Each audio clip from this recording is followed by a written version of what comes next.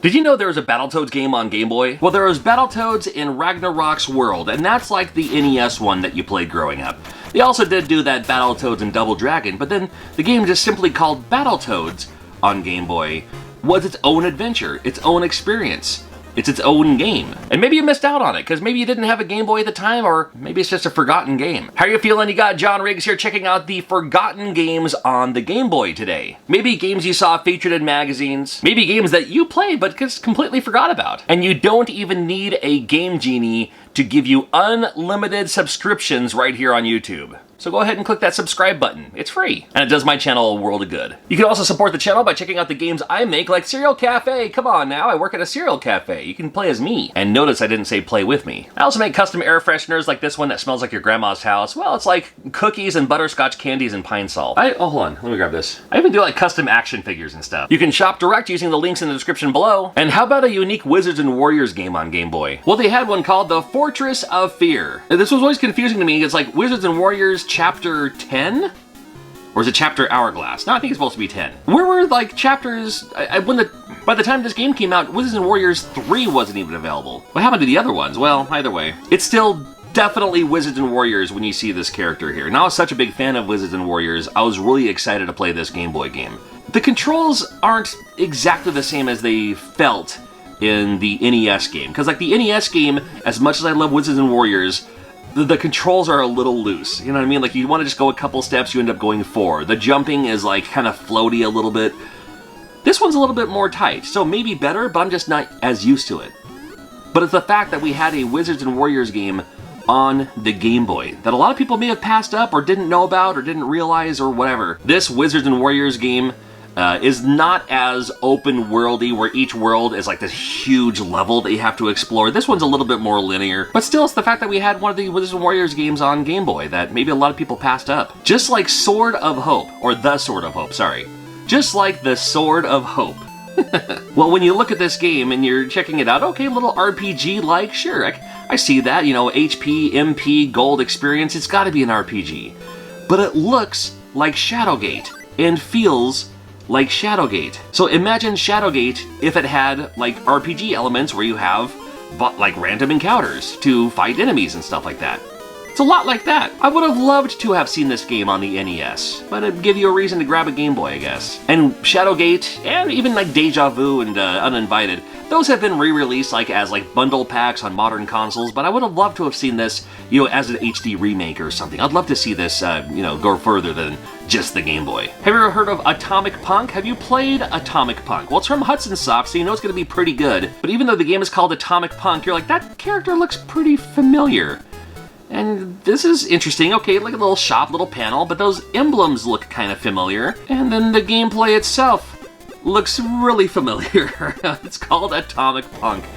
Don't make any qualms about it. It's Bomberman, but it's a Bomberman with a twist. It's Bomberman with a new idea. You know, this one, you get to choose, you know, what kind of bombs or how much you want them to explode.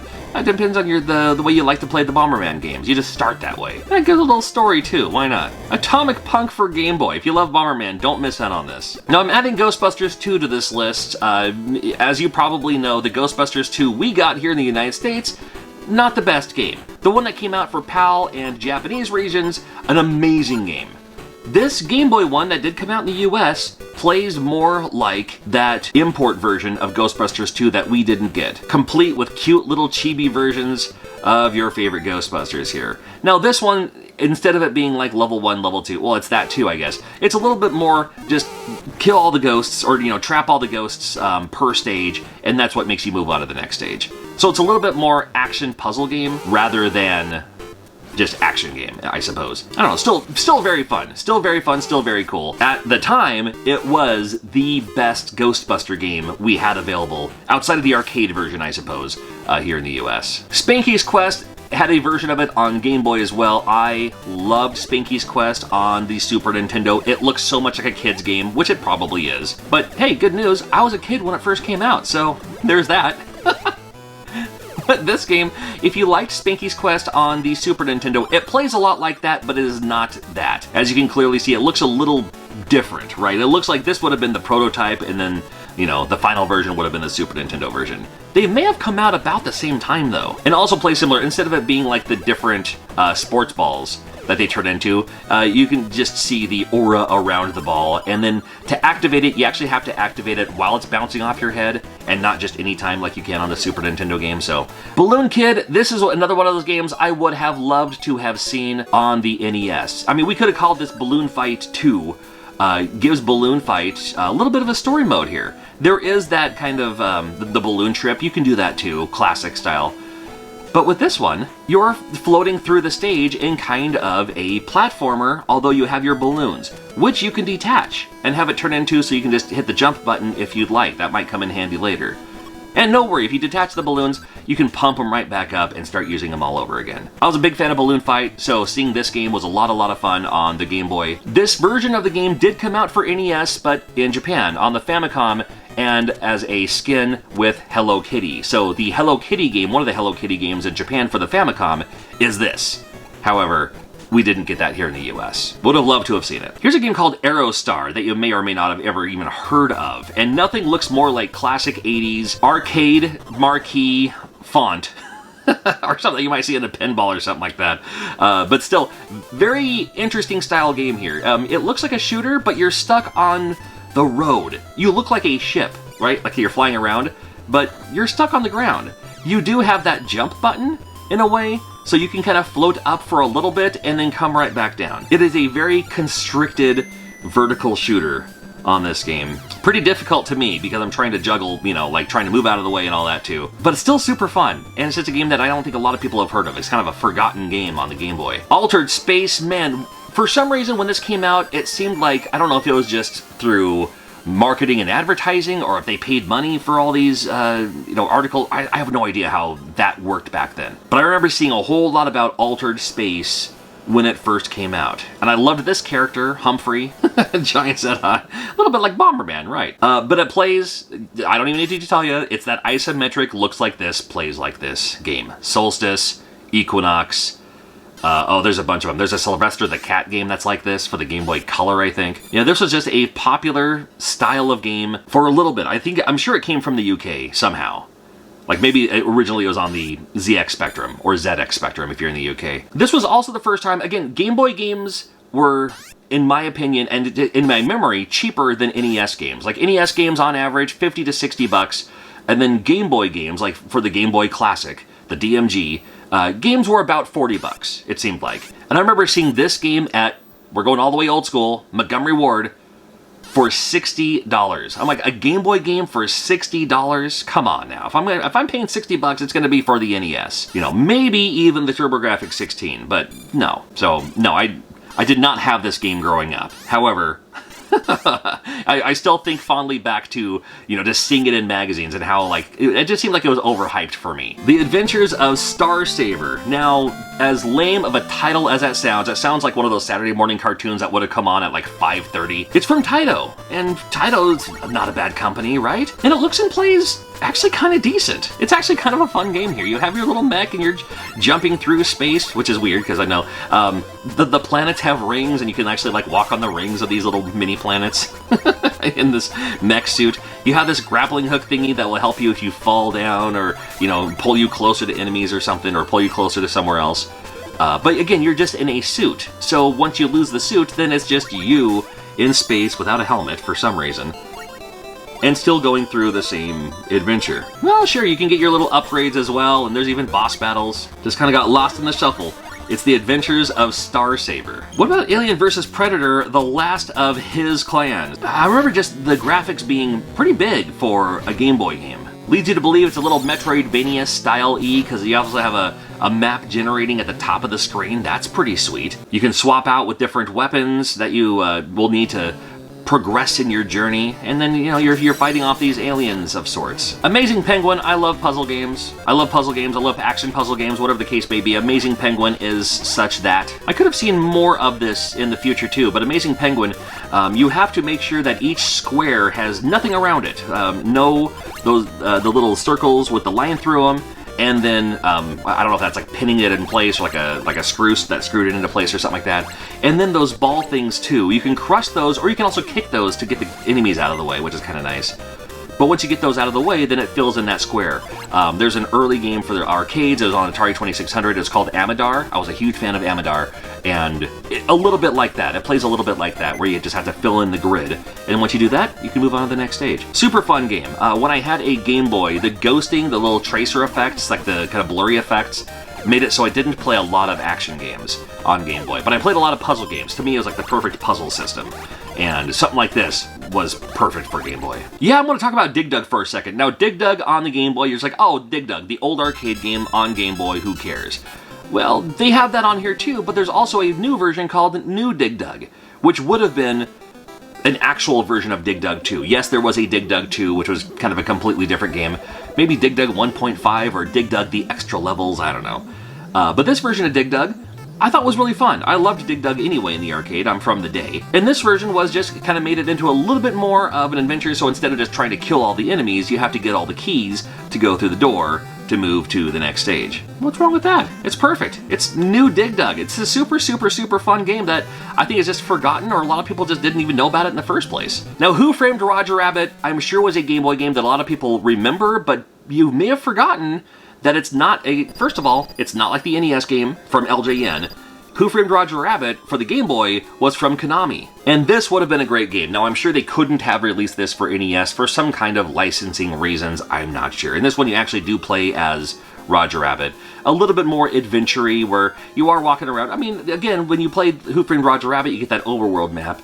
So you're kind of used to Roger Rabbit being in that overworld map stage. I mean, this is still very, very early. I'm capturing my own footage here, so this was just like the earliest parts of the game here. But totally worth checking out, and I think just a lot of people forgot about it because whenever you think of Roger Rabbit, you think of that NES game by LJN. But this game existed too, and it's worth checking out. I remember Battle Bowl being pretty popular as far as, showing up in advertising in magazines and stuff like that too. To me, it reminded me a bit of Pengo, of all games, from Sega, that penguin game where you can push the blocks. Well, you push the box, good lord, you push the blocks, there we go, in this game to crush the enemies. And although the first stage, it moves pretty slow because you're not upgraded yet, you can clearly upgrade your machine here to work to your advantage, including things like having weapons or having the ability to jump. That's always cool. Battle Bowl might be worth checking out. I also remember seeing Mercenary Force. I mean, there's a bunch of Game Boy games in the early days of the Game Boy where they're like, enjoy the Game Boy and here's a bunch of games. And then Mercenary Force was always, or usually listed as one of those games to check out. And it took me a while, but when I finally did, I thought it was pretty neat, because at first I thought it was just going to be this game where you run around and, you choose your type of mercenary. There's a selection of them here. There's like a samurai, a ronin, a ninja, whatever else, a Shinto priestess. Sure, why not? But then it turns into more of a horizontal shooter in a way, but you can, with the other button, you can change the lineup or change the format of how your characters are to fit through areas, or, maybe protect other people. You have, like, the little hit points are below, kind of like your army or something like that. I don't know, I just thought it was an interesting style of game, and I would have liked to have seen more games like this. The best example, maybe, is the final stage of King's Knight for the NES. I mean, that's a stretch there, but I don't know, I kind of like this game. Radar Mission was another game that it took me finally playing it to really enjoy it. Now, if you like Battleship, let's not make any mistakes, this game is Battleship. But this is just a different version of Battleship. I mean, it's literally Battleship, and I liked how it looked like, did you hit him or not? And you have to wait for that anticipation, that extra second to find out. What I liked about this that Battleship didn't have was, if it was a miss, but the ship is at least, just above, below, to the left or right of you, it'll make a warning sound, like an alarm sound of like, oh, I missed, but it's close. So you can kind of gauge a reaction to go from there too.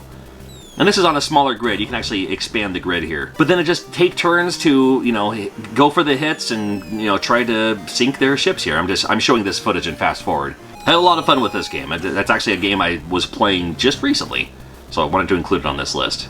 We also have Battle Unit Zoth, the game where you play as this giant mech robot looking thing. And again, horizontal shooter style. You can float around a little bit. You can also run on the ground if you'd like. Not really a whole lot to talk about with this game, but just I wanted to add it on this list. It's a game that you may have forgotten about. We had plenty of WWF games at the time, but not a whole lot of WCW games. And they had WCW for the NES, for the Super Nintendo, and they also had this one that a lot of people forgot about for the Game Boy Classic, just as that's the classic Game Boy game. A nice cast of characters to choose from. To the best of my knowledge, this is the first time you could ever play as Steve Austin, who later became Stone Cold Steve Austin. He was stunning Steve Austin in this one.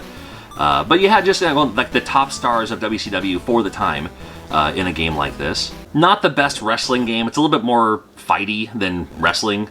But it was still fun to see. And I was a huge fan of Big Van Vader, so the fact that we had a game that you could play as Big Van Vader, I'm all good with it. We have Cat Trap, another great puzzle game from Asmik. Asmik made a lot of great puzzle games for the Game Boy, and Cat Trap was one that I liked this style of puzzle game. It was you have to go through the enemies. That's how you defeat them. You just run right into them. That's fine. But then you also have to push these blocks in certain ways, and of course the first few stages are more tutorial style. It's like, okay, you can't lose. You just have to just go for it.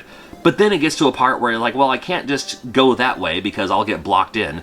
But then maybe I have to, but you know, that's cool if you do. I mean, it's not cool if you do, but if you do have to get blocked in, one of your buttons will actually kind of rewind one move or one step to go to where you need to be to put yourself back in position. Or you can just start with a new stage again, that's fine too. But that'll help you out in this game for a game like Cat Trap. I remember this was another one that I remember seeing advertised a lot and didn't play it until later in life, but glad I did. For games that just sound funny, Mr. Chin's Gourmet Paradise. Well, Romstar actually makes a lot of great games, so it's worth maybe checking out. And this was a game I did used to have, at least for a little while anyway. Interesting style of again, like action puzzle game in a way. Like think like Bubble Bobble, where you have to just, kill all the enemies on stage.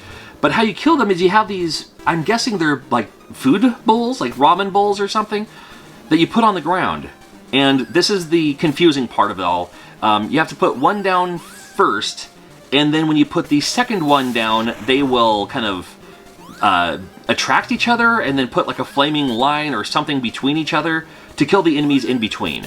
So you put one down on one side, put one down on the other side, and then that makes, the attack happen in a way. And sometimes there are plenty of stages where there's bowls already there, so you just have to hit the button, and then, they go from there. Yeah, I mean, the more you play it, the more it makes sense. but what a great name. What a great name. Had a fun pinball game from HAL Laboratories, Revenge of the Gator. I'd like to see this Gator come back from a HAL Laboratories game. Maybe they have this Gator come back in a new Lolo game, or at least one of the Kirby games or something, as a boss would be fine. Or just maybe have a new Gator game from HAL Laboratories. We could do that too. Well, it's just video pinball, but HAL Laboratories usually does a great job with most of their games. I would say probably all their games, really. So video pinball version, not a bad idea.